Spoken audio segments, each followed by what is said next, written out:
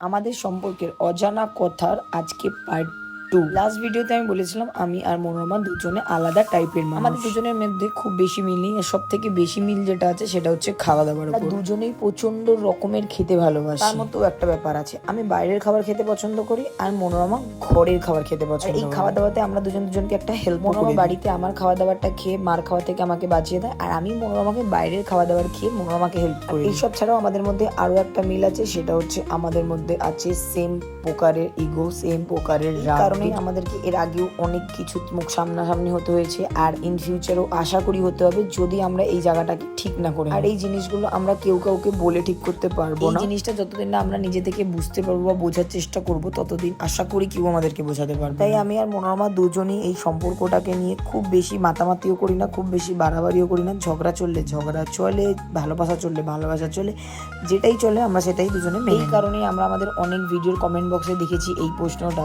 যে তোমরা তোমাদের নিজেদের ভালোবাসার প্রতি কোনো বিশ্বাস নেই। দেখো, ভালোবাসা বা যেরকম কোনো সম্পর্ক অবশ্যই বিশ্বাসের উপর ডিপেন্ড করে, কিন্তু কখন কার কি হয়ে যাবে, কোথা থেকে কি পাল্টে যাবে সেটা আমরা কেউই জানি না। তাই কপালের উপর যেটা আছে সেই জিনিসটাকে মাথায় রেখে নিজে সৎ পথে এগিয়ে যাও, আর লাইফে যেটাই হবে সেটা একটা সময়ের পরে আমার মনে হয় যে ঠিকটাই। কারণ আমরা এখন যে জেনারেশনে বাস করছি সেখানে কোটি কোটি টাকা দিয়ে খরচা করে বিয়ে করার পরও 2 সেকেন্ড লাগছে না বিয়েটা ভেঙে যেতে, আর এখানে তো আমাদের এখনো অবধি আমরা বাঁধিনি। নেক্সট পার্টে আমি তোমাদেরকে এই বিষয়টা নিয়ে জানাবো যে আমি আর মনোরমা বাড়িতে কি করে ম্যানেজ করলাম